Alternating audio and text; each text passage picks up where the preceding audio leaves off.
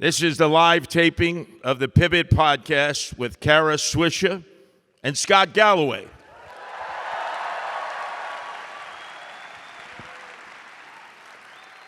Or as they're also known as the dog and the jungle cat. And while Karen Scott may disagree with me on a few things, I think quite a few things, here and there, we agree that we all love the big NYC, New York City. And that all the people, and especially our animal friends and family members, deserve to live their best lives here. We're honored to introduce them tonight at the King's Theater in the great borough of Brooklyn. Please welcome the dog and the jungle cat.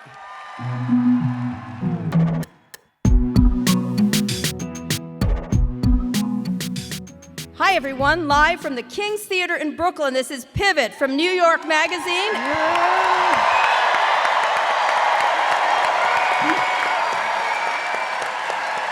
And the Vox Media Podcast Network. I'm Curtis Sliwa.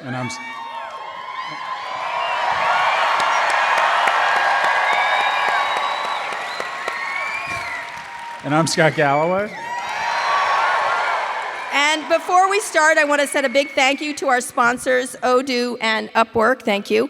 It's a business management software, Scott, so they're our lovely sponsors. We're thrilled to have them. We are taping this show for audio and YouTube distribution. You'll be able to hear it or watch it on Wednesday.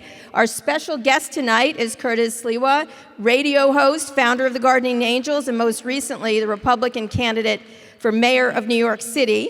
Give him a cheer. Come on, Brooklyn.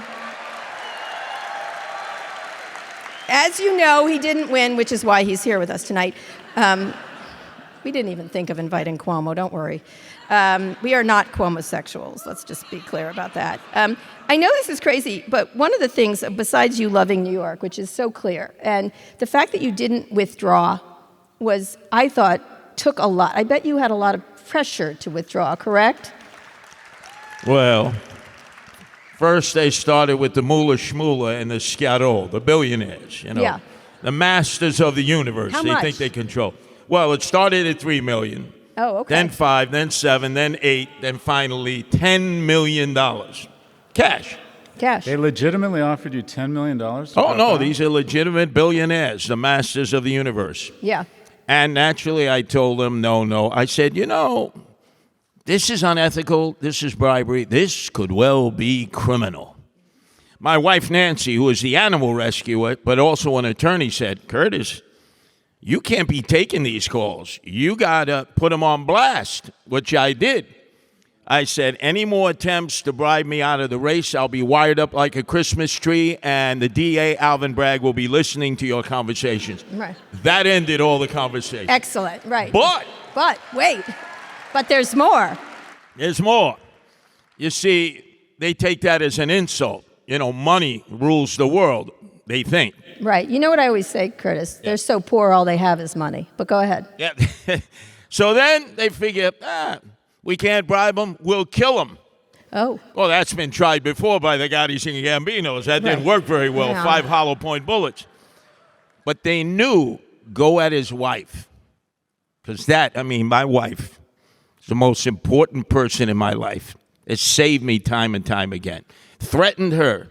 Threatened me. And for the first time in my life, we had to have armed security because they're not used to being told no. Mm-hmm. And I said, no. It's not the billionaires, the influencers, or the insiders who are going to determine the next mayor. The people.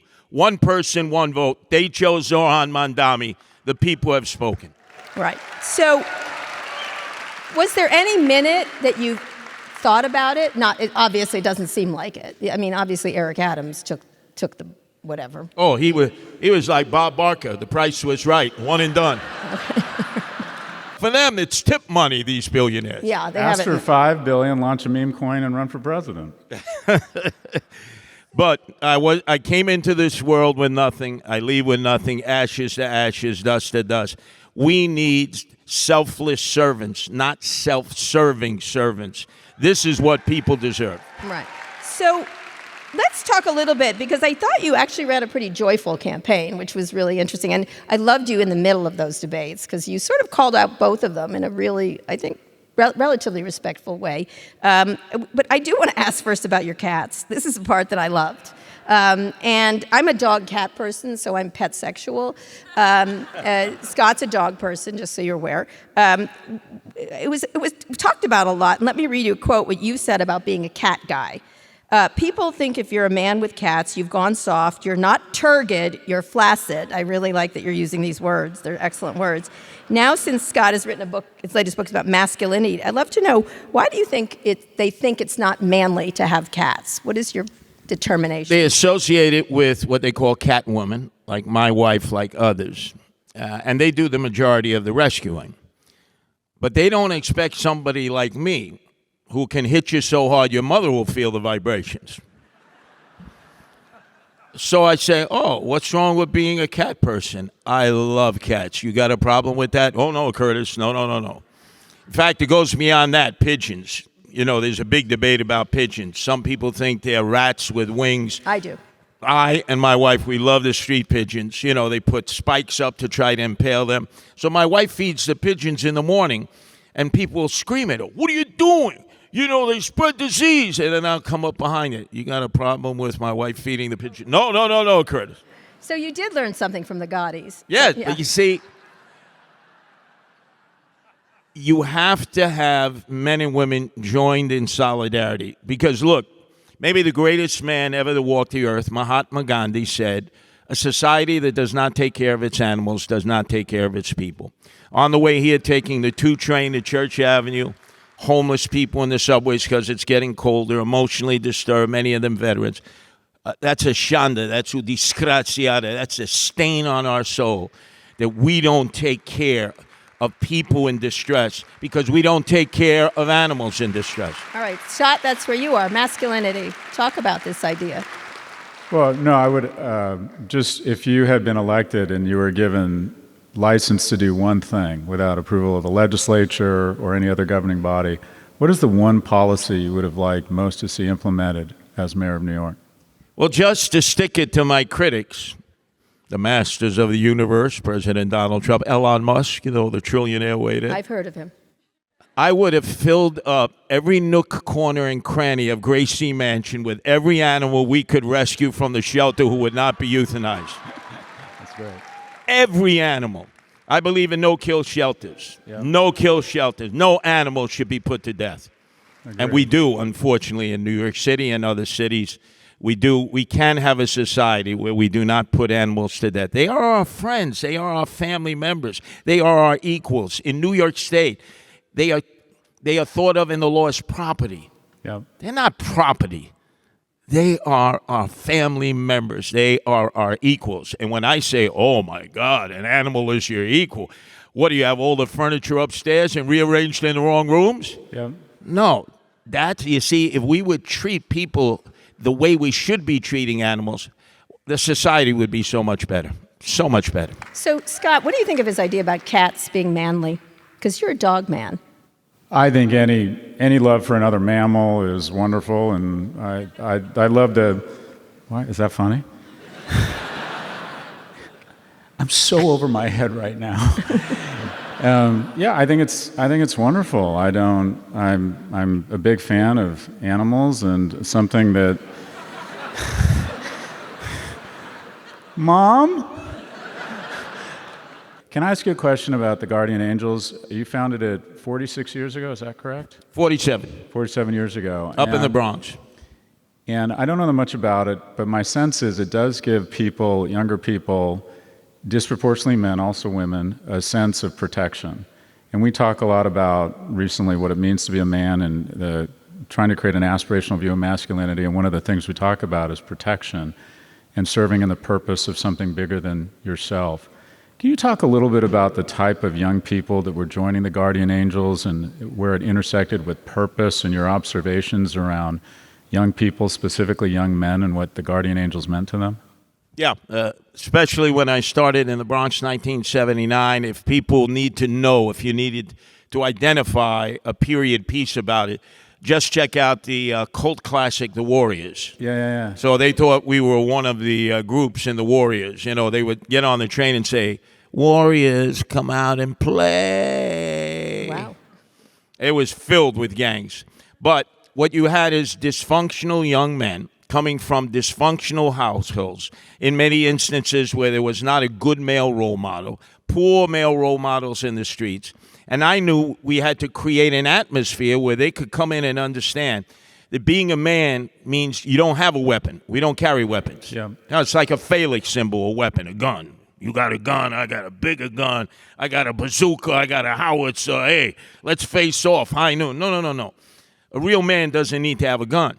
A real man should be protecting the poor, the infirm, the elderly, the children, people who can't defend themselves. And you inculcate these young men that this is your responsibility in this world.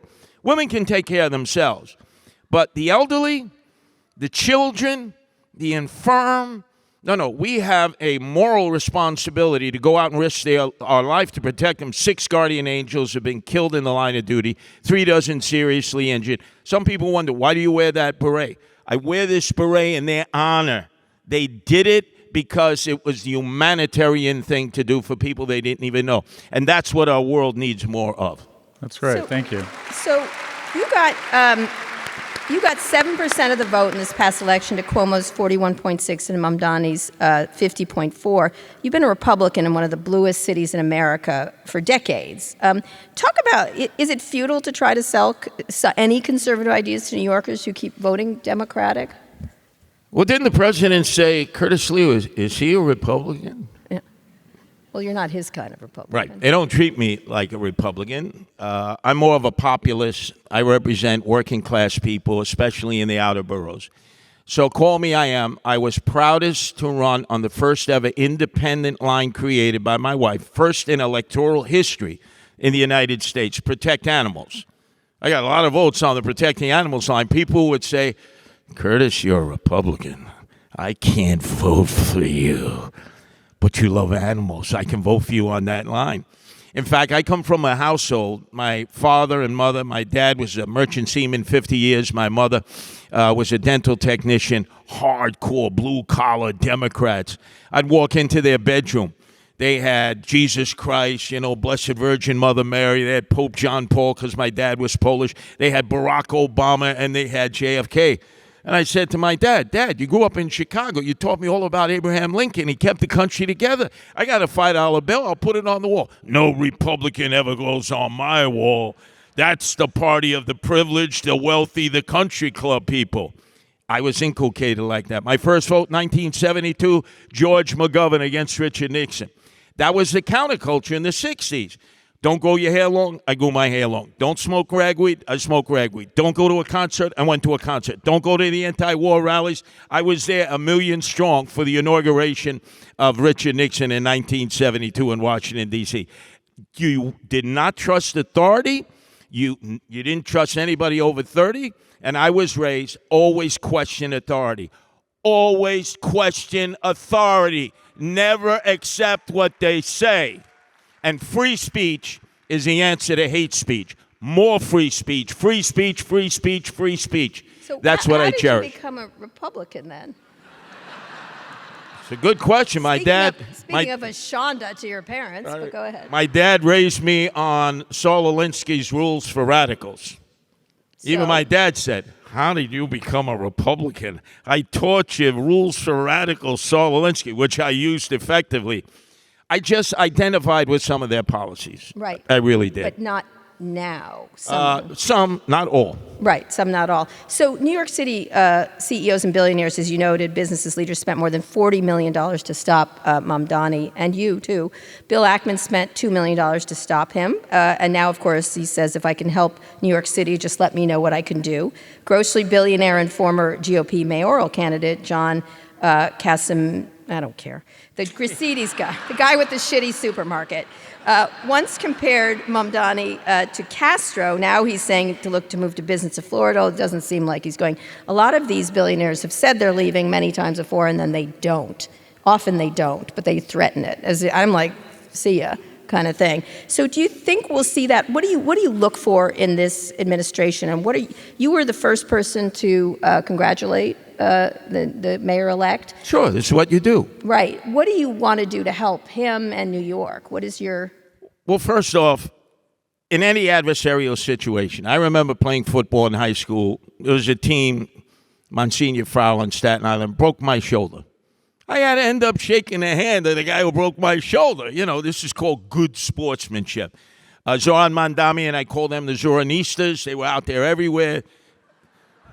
They were everywhere. Every time I'd be in the streets or subways, I'd run across the Zoranistas.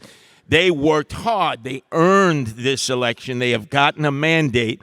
You need to call up and give congratulations, hope for the best, because if Zoran does well as a mayor, we all do well as a city. Yep. You don't want him to fail. But there was also a caveat, because I said, this is like Les Miserables, to the barricades. If you become wine-dined and pocket line, like I've seen politicians over the years, the only thing different between politics and organized crime, which I battled in my life, is at the end of the day, you don't have dead bodies. Other than that, it's the same. I see no difference between organized crime and politics. It's a dirty, dirty business. So what are you going to do to help him accomplish that? Well, clearly, you want a two-party system. Anytime you have a uni-party system, it's no good. You need a two-party system. So I will be the voice of the loyal opposition. You can't stifle my voice, because my voice is in the streets and the subways and with the peeps. And I wish him the best. I hope he has good appointments. But I know what's going to happen. They're going to try to institutionalize him. He's a rebel with a cause. But watch how the institution tries to swallow him. And then all of a sudden, they all make their deals, like Ackman. What a fake, phony, fraudulent fugazi, that billionaire, right? Yes. And then he's after just attacking Zoran and attacking me unmercifully, morning, noon, and night. You would think, okay, you know Wall Street, you know hedge funds, but you know nothing about the streets, nothing about politics. Plus, you have a midlife crisis that you think you're a professional tennis player and you bum rush into tournaments and people boo you out. It's like, guys, stay in your lane. Oh, no, every day. He's the first one in line. See, the billionaires always back channel. That's why they call them hedge fund monsters. They figure out the hedge. Oh, Zoran, I really love you. Zoran, whatever you need. Meantime, they got their Pierre Dité in Manhattan. They have their main residence down in Palm Beach, Florida. They got it figured out. Blue-collar working class people, you know what we have in Italian? We have a word for that. Ugats. You know what that is? Ugats. Bupkis. Yeah. Bupkis. Yeah. Yes. Fangul. You got that. That's right. Oh, yeah. That's what my mother used to do, Francesca. You got arrested again, Curtis? Oh. Fangul, right, like that. So, Scott, you asked the last. This is fantastic. I'm so happy. We're going to get to the show, but I may be voting for you. But I don't live in New York, but I last question. Cats. Now, so you've dealt with and have been involved with trying to police crime and protect the disadvantaged or the vulnerable. Any thoughts on how would you describe the state of crime in the city? Has it gotten better? What do you think of the trends, and what do you think of the NYPD and generally policing? Just thoughts generally on crime in the city and what you would have done as mayor to try and improve relationships between the community, the police force, and crime. Well, this is not the police department I grew up. Remember, I got arrested 81 times when I formed the Guardian Angels. They would give me a wooden shampoo and a concrete facial. Mm-hmm. I'll never forget a sergeant on the number 4 train who arrested me, and I say, "What's the charge, Sarge?" And he said, "Inhaling and exhaling." And then they lost me on Rikers Island for a few days. And let's face it, I was staying in a dormitory with 40 guys who didn't love me. Right. So I had to stay awake with one eye open.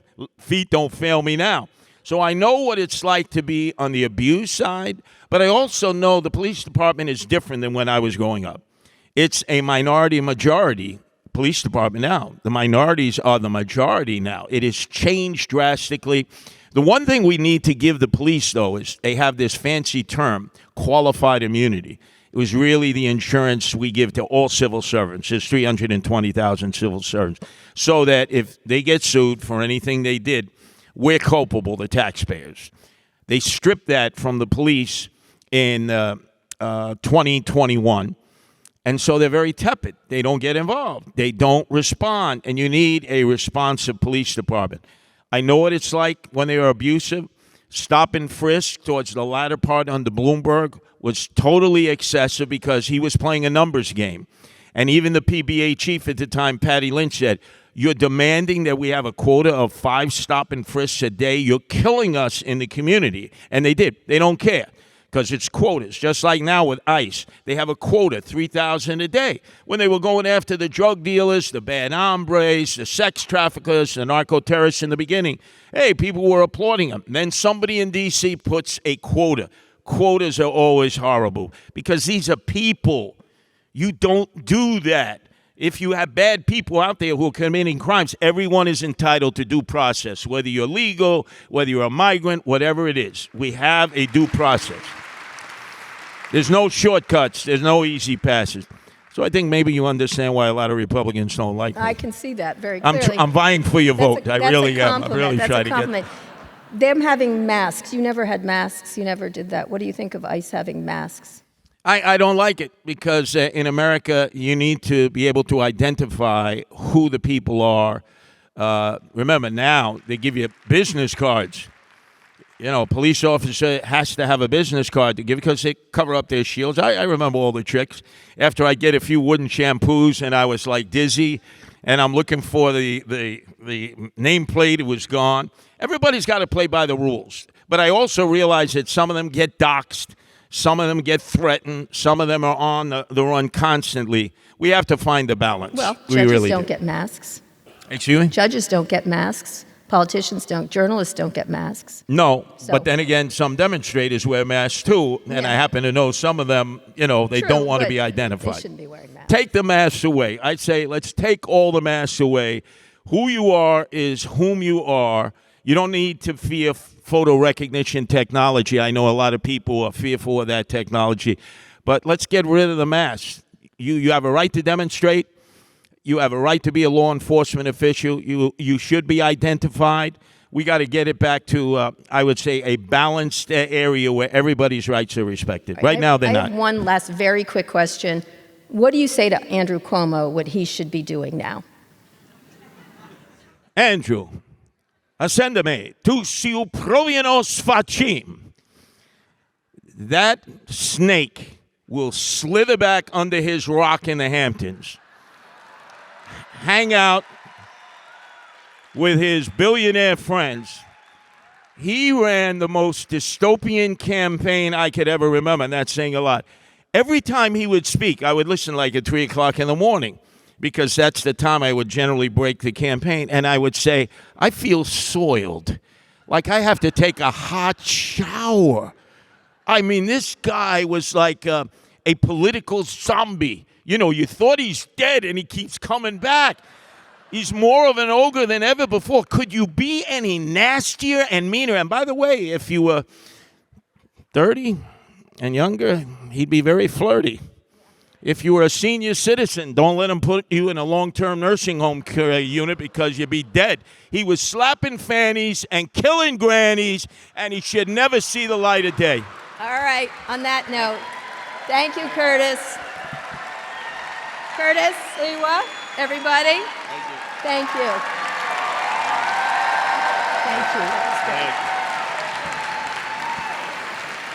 great. Oh. Everybody, Curtis. One more.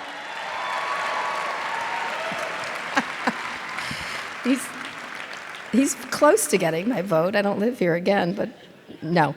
But still, he's fantastic. I love a person who loves New York, and that's the key part, and that's what we wanted to show here, actually. We need to take a quick break, and when we come back, we'll get to some news.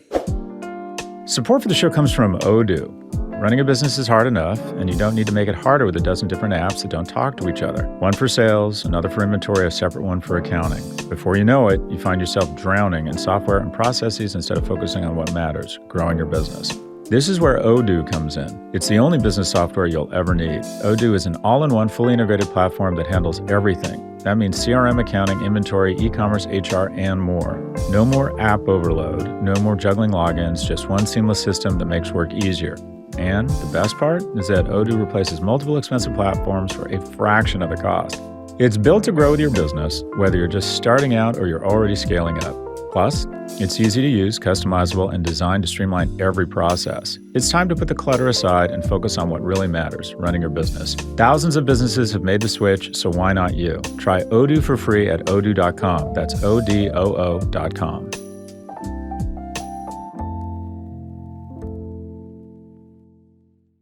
Scott, we're back in Brooklyn.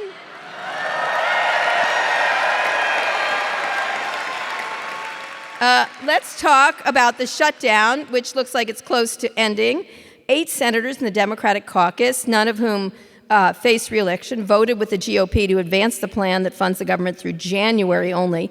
I know. Well, all right, we're going to discuss it. SNAP benefits would also be restored, although the Trump administration is still fighting the battle through SCOTUS and the lower court. In exchange, there's a promise of a Senate vote in December on extending expiring Obamacare subsidies. Mike Johnson just said didn't promise any vote whatsoever, so that's an issue. The House and the Senate still need to pass the final bill. Scott, as you put it on Threads, we're winning, we surrender. Is there a silver lining here? Well, sometimes it's darkest before it's pitch black. This is fucking pitch black. This is just as I began hallucinating that Senator Schumer had these 2 spherical objects between his legs, I am brought back to reality that we are, as Democrats, not worthy of representing people who make sacrifices. Surrender, let me just distill how I see it, and I'm curious what you think. We put a lot of people through a lot, thinking that sacrifice might pay off, like any battle. There's no moral clarity, but we might have to make huge sacrifices such that we can ultimately have a better nation. And we folded. And I think the world is driven on incentives. And what are the incentives now of the Republicans? And that is they're General Zod in the first Superman movie, and that they've noticed, or Zod has noticed, that Superman's weakness, or the Democrats' weakness, is that they actually care. And that the more mendacious they get, the faster we'll fold. So what happens in the next confrontation? So essentially what happened here is we put the American people through 40 days of real trauma for dick. Literally nothing. Right. Literally nothing. And this is just I find it incredibly upsetting. Even the machinations around getting the people who are not politically vulnerable to vote yes, because they knew the American people were going to be very upset by this. So we have done nothing but put the American people through 40... There are some, we were talking about it last night in Boston, that they snatched defeat from the jaws of victory after that amazing week electorally, where voters were pro-Democrats and anti-Trump and anti-Republicans. But there are a couple of people who I respect, Tim Miller and others, who are positing that this is actually a trap. It's a strategic trap by Democrats. Now, let me walk it out. Go ahead. Okay. The idea is 2 things. One is that when Congress returns, the representative from Arizona, who's a Democrat, will get seated, and they'll release the Epstein files. And apparently they're pretty bad, from what I understand. I mean, the pictures alone. So that's one thing. They get the Epstein files released. That's I'm just saying, I'm just telling you. The second thing is the Republicans were never going to extend the benefits anyway. And these are not what I think, but this is what they've articulated. And so this once the Republicans refuse to pass it, it hangs around their neck for good. And they own it completely. Now, on the other hand, you could say, we said, American people, we're here for one important issue only, health care. We're here to protect your health care and keep the costs low. Oh, we're kidding, right? That's what I think most people feel at this point. But there are other ideas that this is a strategic brilliance of hanging it around their necks going forward. I don't agree with that. I think this group of senators who don't have anything to risk just decided to just take a dive. And the others who may have been for this got protected so they could vote no, including Chuck Schumer, who I think orchestrated the entire thing, from what I can tell. Yeah, look, the American people, the realpolitik of it is the American people prefer strong and wrong versus weak and right. Which is Bill Clinton's phrase. Exactly. And I see this no different as if we were to say, well, the Russians will actually bomb and shell maternity wards, so we need to surrender. I don't see how it's any different. This is war. And the notion that somehow, oh, but wait, the free gift with purchase is we're going to get the Epstein files. We told the American public, and this is one of the things I don't like about the Democratic Party, I think releasing the Epstein files is important. I think it's going to happen. But at the end of the day, the Democrats opt for social virtue versus actually impacting the material and mental well-being of average Americans. And the basis of well-being right now in our country, happiness, this isn't going to surprise anyone. I struggle with anger and depression, so I decided to write a book on happiness. And happiness isn't solely a function of what you have. It's absence of fear of things being taken from you. And in Norway or Sweden or any of the G7 countries, 6 of the G7 countries that have socialized medicine, which we absolutely need in this country, when your wife is diagnosed with lung cancer, it doesn't mean you're going bankrupt. 40% of American households have medical or dental debt. Can you imagine, as a mother and a father, you got a 17-year-old at home in screaming tooth pain, and you think, I got to borrow money to get a root canal for my kid? Almost half of American households struggle with medical debt. And we told them, we're going to put a lot of people through a lot of pain such that we can prevent your insurance premiums from doubling. And then we fucking caved. Stop the gymnastics. This was a huge failure on our part. AOC, I will give you $100,000 in the next 48 hours if you announce you're primarying Schumer. Enough already. Okay, all right, we're going to hold you to that. So, what goes next? What happens next? They're going to pass this. They're going to push it off again and not govern until January. It's, of course, all about the midterms, all the strategery around the midterms, presumably, is what's happening here.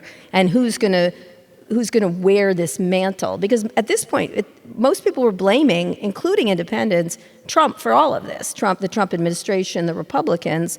Same thing with affordability, same thing with the economy. Like, some of these new polls coming out are devastating to Republicans. So, as Curtis might say, why not give them a wooden shampoo?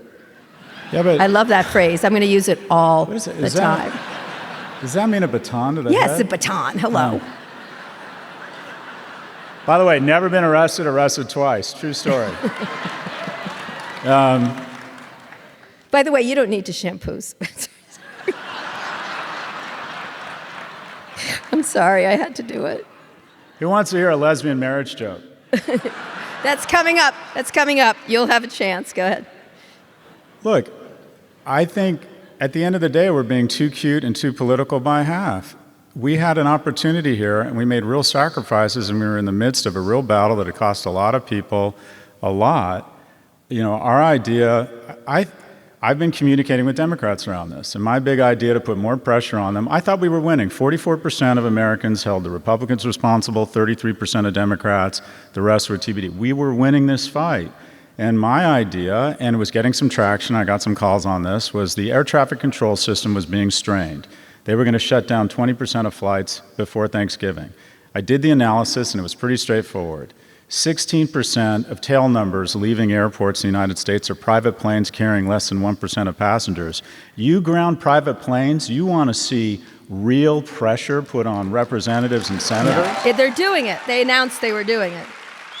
Don't need to anymore. They don't need to on shutdown's Monday. over. That's right. We were winning this fight. We didn't check back when we got to Berlin. We made huge sacrifices. We didn't step back and say, oh, we're winning this war, maybe it's time for us to surrender. This makes no fucking sense to me, Kara. I can't wrap my hand around it. I don't care how many bloggers or anchors from MSNBC try to turn chicken shit into chicken salad. We fucked up. All right, on that note,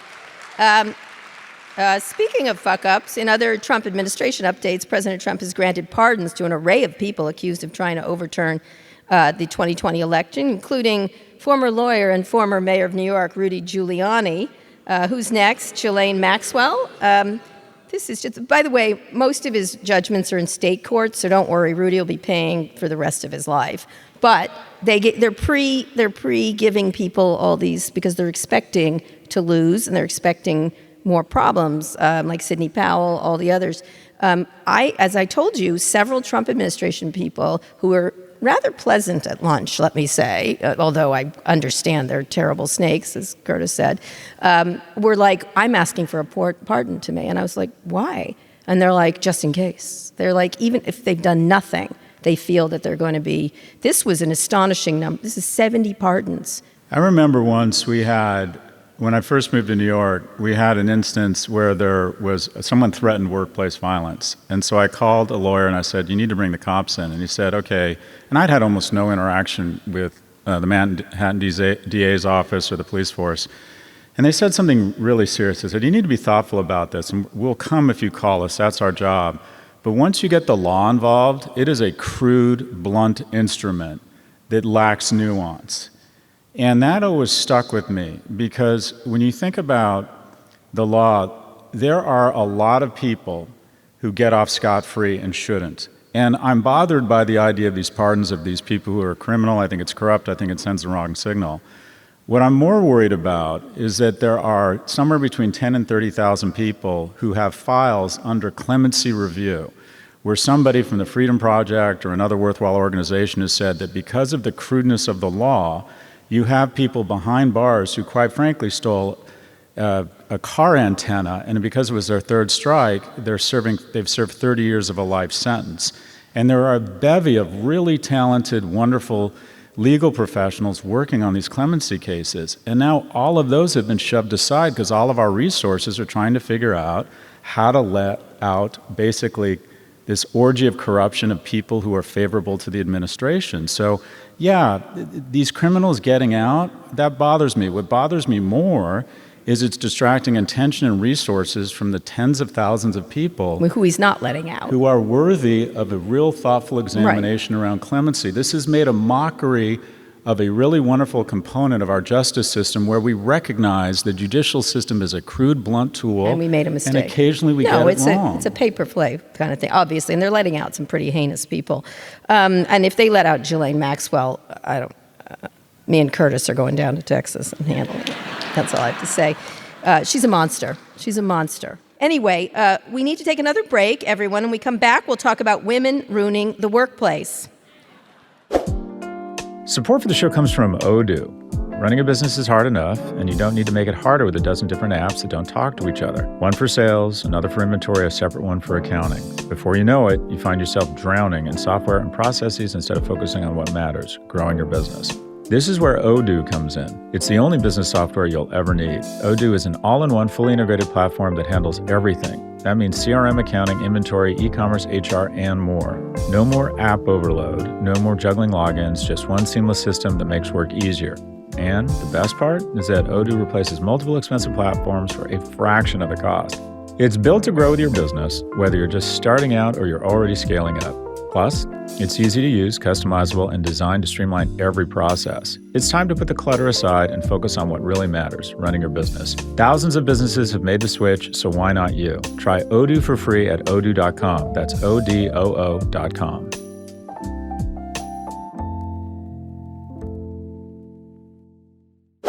Scott, we're back in Brooklyn.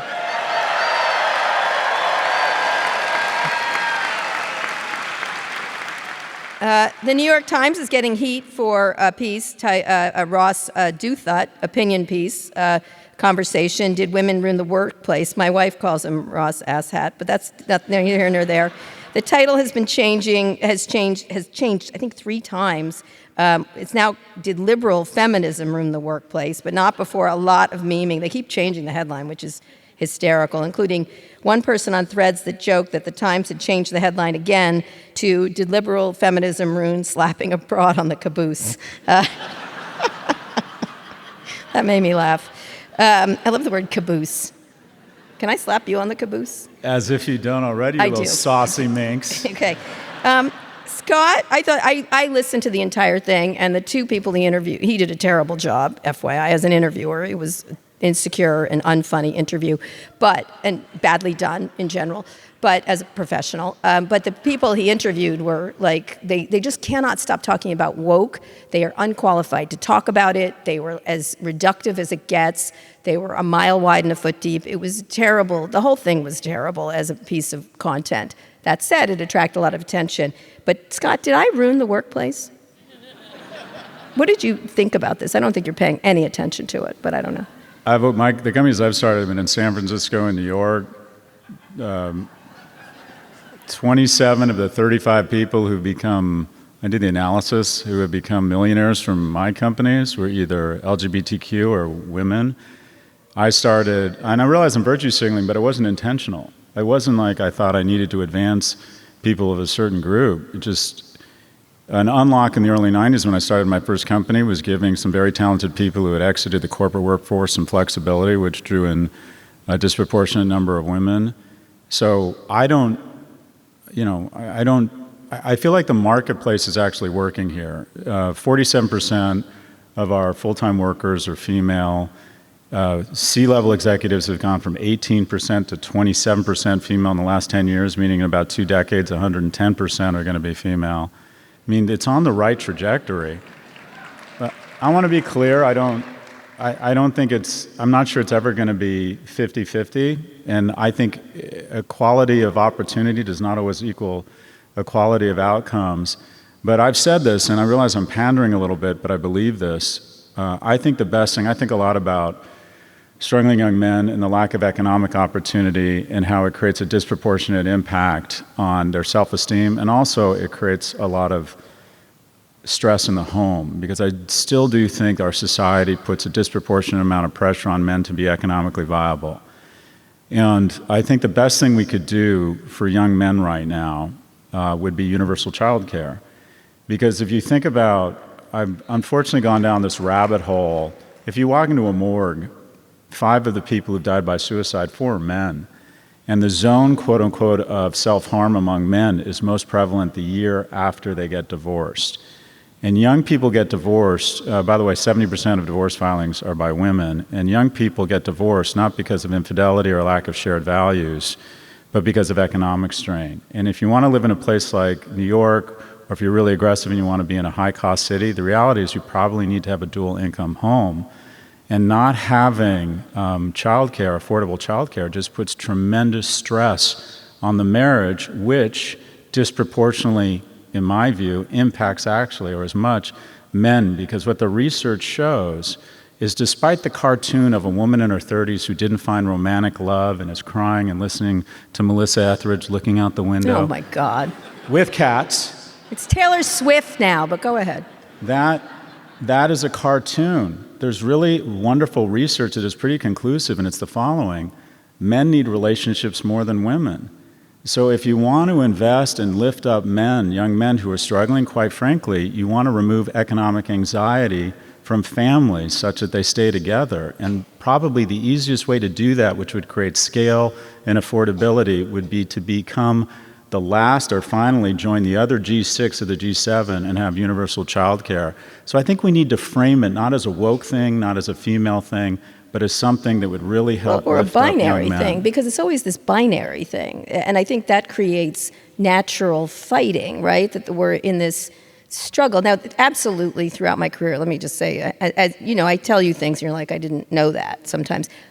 Definitely, as a woman, you face all kinds of fucking nonsense every day of the week. When I came back from my pregnancy, I was sort of the top tech reporter at the Wall Street Journal, and I'm not going to name this editor, but because he's retired and probably dead, possibly dead, and I think dead actually. And he said, so you're going to need more time.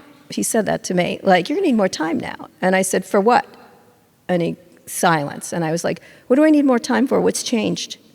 And he's silent. And I said, you have 3 children, and you didn't need more time, did you? Why would I need more time? What's their fucking business of what time I need?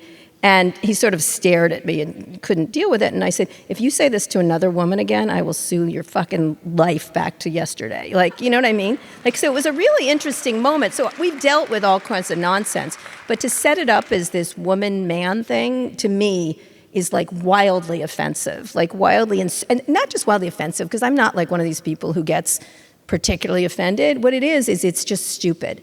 It's just, it doesn't make a better workplace. But that applies to the other side of the argument, and that is the genders have done a great job of convincing themselves it's the other gender's fault. Right. I would and agree. If you look at, for example, Title IX, when it was 40-60 female to male in colleges, and we recognized colleges as a tremendous upward lubricant for income inequality, we weighed in with Title IX. And when Title IX was passed, 97% of our elected representatives were male, which is sexism itself, but it also shows it's not men against women, it's what I'd call liberal versus illiberal thoughts. There are a lot of women who support the patriarchy. 54% of white women voted for Trump. So this isn't about men versus women. The greatest alliance in history is the alliance between men and women, and I would argue specifically liberal men and liberal women. But we keep couching it as though men are against this and women are for it, and all men are illiberal and all women are liberal. That's just not true. Yeah, it's a team approach, and I think that's dangerous. Anyway, it was a stupid thing. I watched it for you. Don't. It's stupid. A couple quick things, and then we're going to get to audience questions. The Supreme Court just turned down a request to consider overturning its landmark decision to legalize same-sex marriage. The court declined the petition filed by Kim Davis, the former Kentucky county clerk, who refused to issue same-sex, too bad, Kim, same-sex licenses because of her religious beliefs. She has to now pay the gay couple $365,000 for her thing. The good news, and by the way, can I just say in the coverage of the media, it's not gay marriage, it's marriage. So, like, it's the law of the land. The good news now is we don't need to get married now, Scott. I thought we might have to. So let's look at a pic. This isn't my opportunity. Let's look at a pic of my lovely wife in the before. That's our second date. I know. She's really good looking. So wait, hold on. Wait. So my understanding is lesbians get divorced at a much greater rate. So did you bring a U-Haul to your second date? We look good. No, we didn't. Oh, don't do the U-Haul joke. Straight couples get married for kids, gay couples for aesthetics, lesbian couples get married for that mid-century modern couch they found on Pinterest. And when they get divorced, who gets the couch, who gets the Subaru? It's who has the loyalty card name at REI? We get along very well compared to straight people. My ex-wife is amazing. Her name's Megan Smith. She's terrific. How it ended with this second date. Go. That's our 4 beautiful children, and also with Megan. That's Louie, Alex, who's 9 feet tall. Lesbians have very tall children. Can I tell my really nice marriage story? Yeah, okay, go ahead. So I was living in San Francisco, lovely woman, my wife, and I came to New York. I'd never been here before, and people were drinking till 4 a.m. and trying to figure out a way to party and make more money. And I went back and said, I want a divorce. You can have all of our friends. True story. Does she still talk to you? We're good friends. She was like... Anyway, we can't get married now. I know you're disappointed. What's that? Are you disappointed we can't get married? Because I would have had We to can marry. get married. No. What is it, not Utah? We'll move to Utah. No, we're not moving to Utah. There's no... I like Amanda. We are never getting married.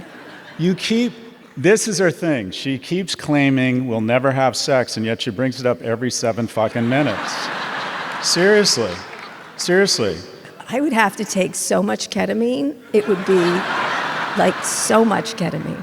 It's like a taffy pull at this point. Just don't worry about it. Anyway, we're moving on. Can I ask you a last question? We're going to take questions from the audience now, but Scott has a book called Notes on Being a Man. It's #1 on Amazon. We're hoping it's the #1 book. We gave away some at the beginning. Besides me, who is your male role model? Obviously me. I get asked that a lot, and I don't have a good answer. I think there's the dude that gets up, works hard, absorbs more complaints than he gives, tries to create surplus value, notices people, good citizen, good patriot. There's fantastic role models. How about in your life? In my life? I had a lot of nice men when I was clear I became, or when people noticed it was just me and my mom. I had a lot of nice men get involved in my life. I had a guy across the hall come across and say, "Hey, me and my girlfriend are going horseback riding. Do you want to come with us?" And he took me horseback riding. I had a coach get involved in my life. I had a scout troop leader. I was a Boy Scout. I wasn't very cool as a young person. I know that's hard to imagine. Buy me my baseball equipment because he could just pick up that we didn't have a lot of money. I had a lot of wonderful, so not celebrities, but I had a lot of really wonderful men in my life. And this is sort of a call out and an ask. The single point of failure for when a boy comes off the tracks is when he loses a male role model. There's a lot of research, and that is, we have more single-parent homes than any country in the world, and it's always the mom, or 82 to 88% of the time. And what's interesting is girls in single-parent homes have the same outcomes, same rates of college attendance, same income. Whereas boys, the moment he loses a male role model through death, divorce, or abandonment, at that moment becomes more likely to be incarcerated than graduate from college. And so getting men involved in a young boy's life is absolutely critical. And unfortunately, men my age and men in general aren't stepping up. And as someone who mentors young men, what I can tell you is that it is so easy to add value to a young man's life. They make such terrible decisions. And I literally had to convince a kid 48 hours ago that he cannot survive on pineapple juice and creatine. And you just start asking a series of questions and just hanging out, and just if they see that a good man trying to live a virtuous life sees value in him, it's a huge difference. In some, they're just good men everywhere. We just need to step up. If we want better men, we need to be better men. Apply to be a big brother. Yeah, I would agree. So just me. I'm your big thing. I'll give you my list. Who's your list? Louis Swisher. Your son? Alex Swisher. Your other son? Saul Swisher, though he's on the bubble today. No, Saul Swisher, he's just 4. He's turning 4 on Sunday. Happy birthday, Saul. My brothers, my 2 brothers. I know one better than the other, but they're both of my brothers, impressive. Jeff and David. My nephew's here. He's amazing. Will Swisher is an astonishing young man. And Walt Musberg and you, I have to say, you're one of my you've done a lot for my kids, actually, for my old, especially Alex. Scott doesn't brag about it, but he's been an astonishing help to him. Alex really looks up to him, even more than me, which is really irritating. He's always like, "You know what Scott said this week?" I'm like, "Yeah, but I kind of said that." And he's like, "Yeah, but Scott," like he does it. So it's really important, and it changed his life for sure. But just to comment on that, I don't think masculinity or femininity are sequestered to people born as males as females. I think Kara demonstrates fantastic masculinity. I've said before, most of my close male friends are very feminine. I'm drawn to men who are more nurturing. And so when I think of masculinity, I think it can be an outstanding code and kind of guardrails for a young man who is more likely to feel easier leaning into those attributes. But these are wonderful attributes, masculinity and femininity, that can be adopted, are not sequestered to anyone born as male or female. The point of my book is young men need guardrails and sort of a code. This can be a tremendous code. And then we need to celebrate both femininity and masculinity. In my view, there's no such thing as toxic masculinity. There's cruelty, there's criminal behavior, and there's abuse. Those couldn't be any less masculine. Let's celebrate the wonderful attributes of being a provider, a protector, and a procreator, and lift our young men up and ask them to get more involved and really use masculinity as a code, which requires a commitment and discipline and generosity and a kindness practice. But let's stop demonizing it, because I think there's a lot of young men out there that feel absolutely lost and are getting a series of mixed messages and, quite frankly, just don't know how to behave.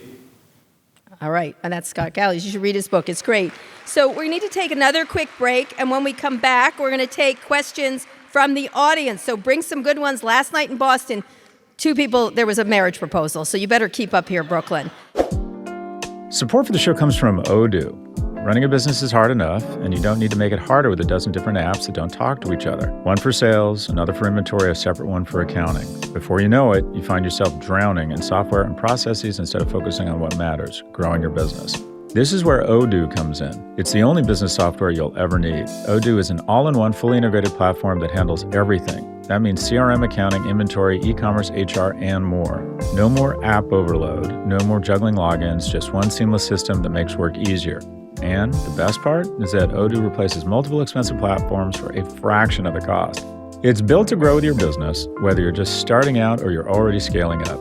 Plus, it's easy to use, customizable, and designed to streamline every process. It's time to put the clutter aside and focus on what really matters, running your business. Thousands of businesses have made the switch, so why not you? Try Odoo for free at odoo.com. That's ODOO.com.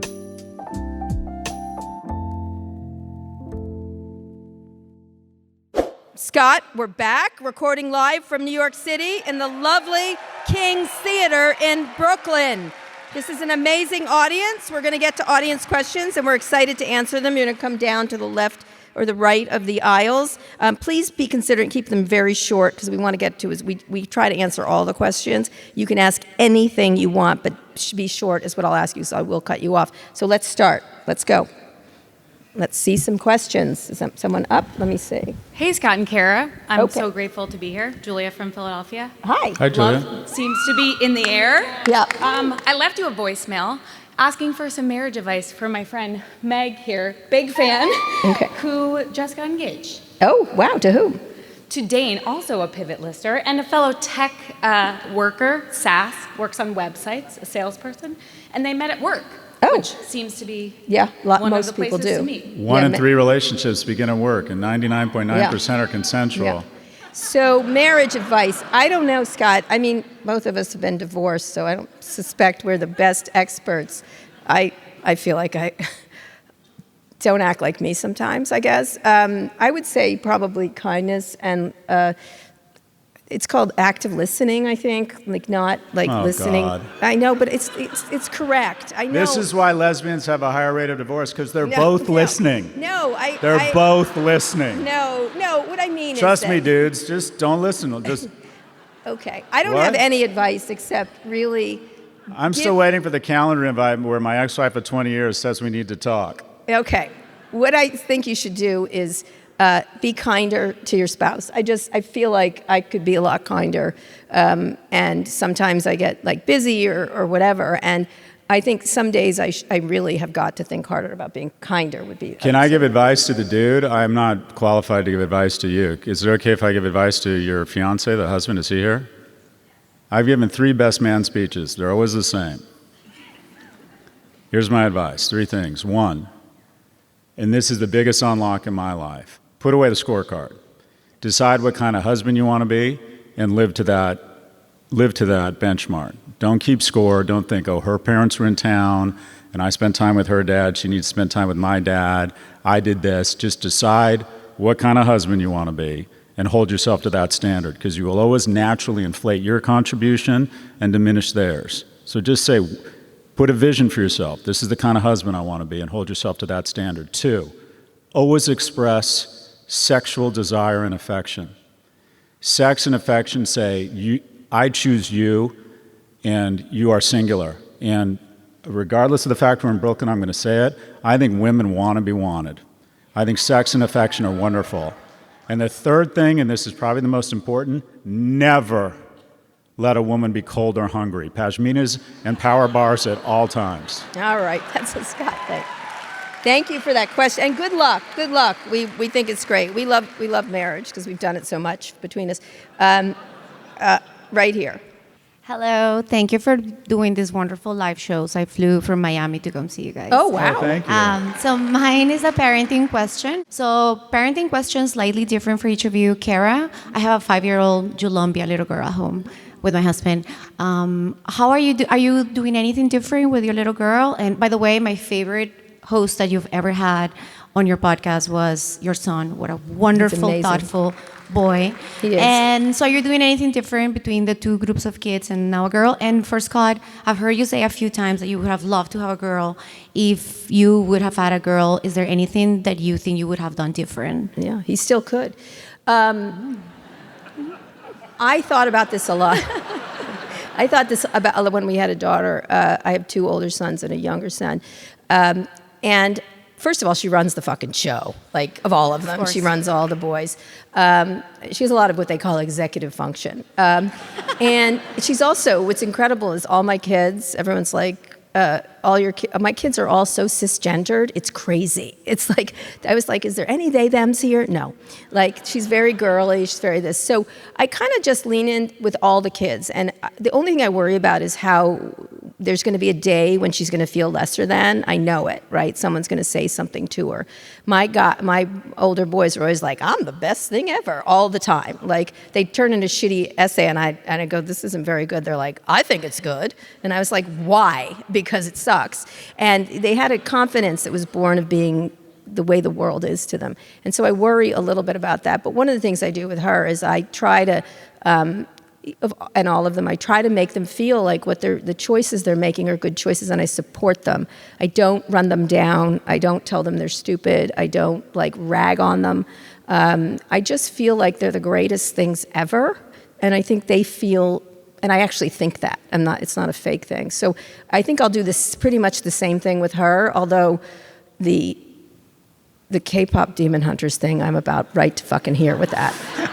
But Saul is the same way. And oddly enough, Saul, I wanted to put on Soda Pop. For people who know, they know.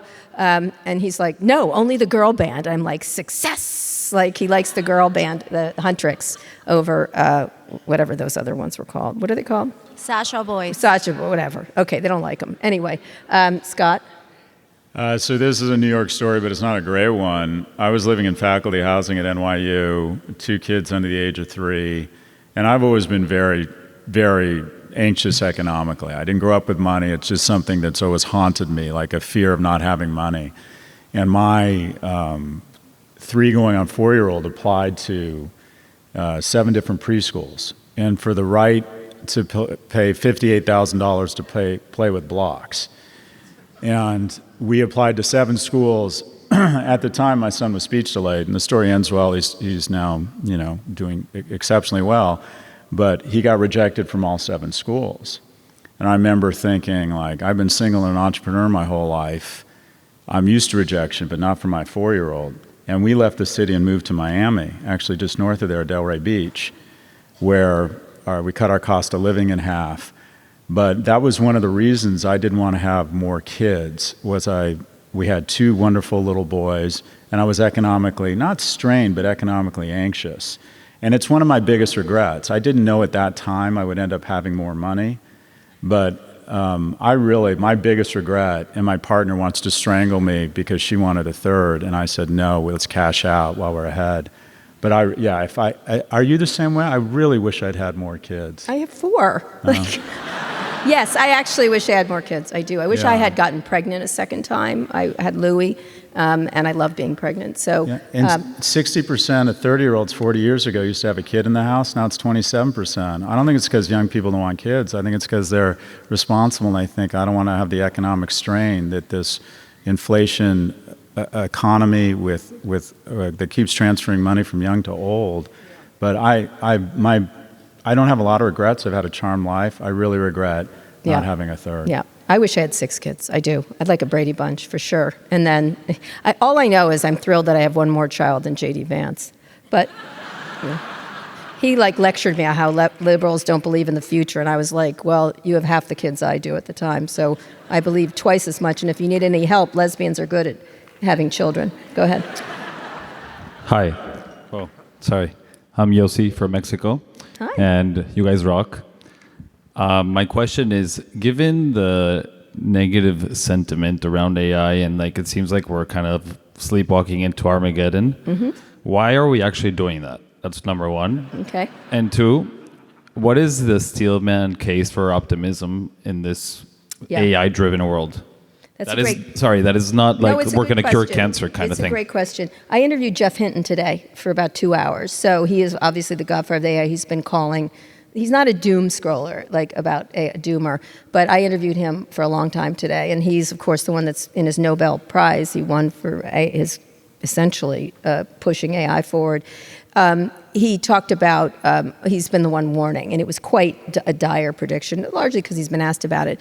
I think my big issue is, why is it being run by 7 companies of homogeneous nature, of huge power, driven by politics and driven by the ability to hand Donald Trump money to build this ridiculous, grotesque ballroom? This is not how we should be running AI.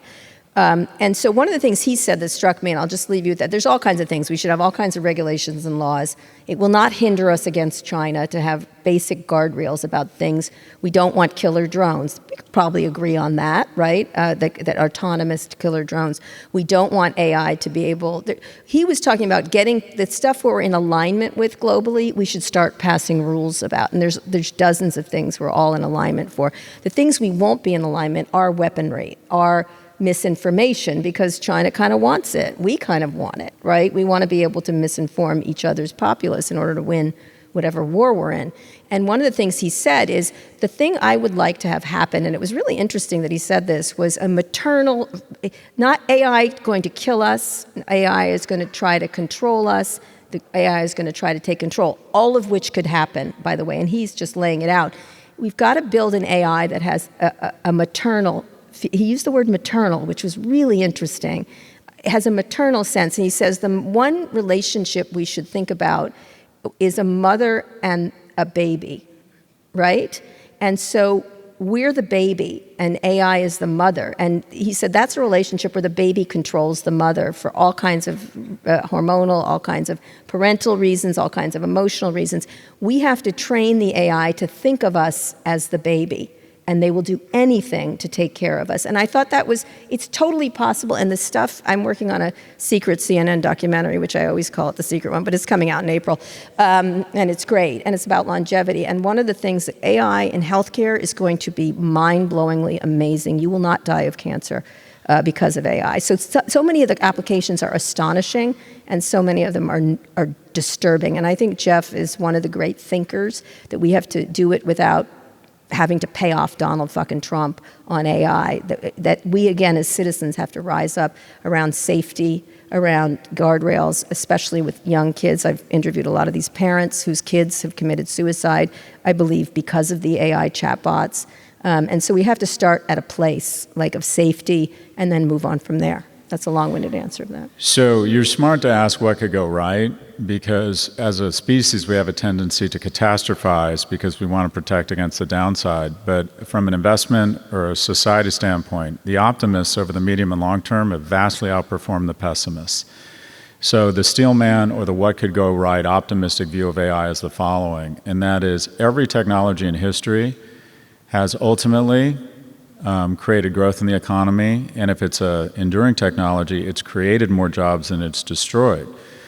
Everyone was convinced automation was going to decimate labor in the auto industry, and in the short run it did clear out some jobs in the factory floor, but we didn't anticipate heated car seats or car stereos, and now there's more people working in the automotive industry. The Steelman is that AI creates all of this incredible margin and new opportunities in healthcare, in robotics, in senior care, and that it creates thousands of new startups that create employment. There'll be different jobs, more higher skilled. Some people will lose their job. The biggest fear I have about AI is not something we talk a lot about, and that is loneliness. And I worry that 10% or 10 companies which represent 40% of the S&P by market cap have unwittingly but observably connected the success of our economy right now. Our economy is a giant bet on AI right now. If we didn't have those 10 companies, the NASDAQ would be flat, GDP would be flat. So we're a giant bet on AI, and essentially these companies have an economic interest, invested interest, in evolving a new asocial, asexual species of young male. And I worry that with synthetic, lifelike porn and relationships and friends and mentors, we're going to slowly but surely start to sequester young people, specifically young men who are having trouble establishing relationships, are more dopa aggressive, that we're going to continue to see a trend along the following. Men aged 20 to 30 now in America are spending less time outdoors than prison inmates. And I worry slowly but surely you're going to stop seeing young men at things like this because they think, I'm not attaching to work, I don't have money, I'm not willing to endure the rejection and the effort and to demonstrate excellence to establish a romantic partnership, and I have what feels like 4K lifelike porn at home. So I think we have to be very careful. No synthetic relationships for anyone under the age of 18. I think similar to content, any minor should have an entirely different set of AI rules. No social media for anyone under the age of 16, and no phones in schools. Loneliness and sequestering young people from society is our biggest risk of AI. Thank you so much for all your questions. We love our fans. Now we're going to say goodbye. You can catch selected shows from this tour on YouTube and in your podcast feeds. That's all the time we've got for today. Scott, read us out. Today's show was produced by Lara Naaman, Zoe Marcus, and Taylor Griffin. Ernie Intertot engineered this episode. Jim Mackel edited the video. Thanks also to Drew Bros, Mia Severo, Dan Chalon, and Kate Gallagher. Thanks also to Trish Harnato, Kelly Schwanter, Kaylin Lynch, and Nico Alvarez. Nishak Kurwas, Vox Media's executive producer of podcast. And a big shout out to the Vox Experiential team, Tara Riley, Courtney Given, Abby Aronofsky, and Kate Lynn Burla. Make sure to follow Pivot on your favorite podcast platform. Thanks for listening to Pivot from New York Magazine and Vox Media. You can subscribe to the magazine at nlinemag.com/pod. We'll be back later this week for another breakdown of all things tech and business. My life changed dramatically to the upside with one decision. I moved to New York. You are so lucky to be here.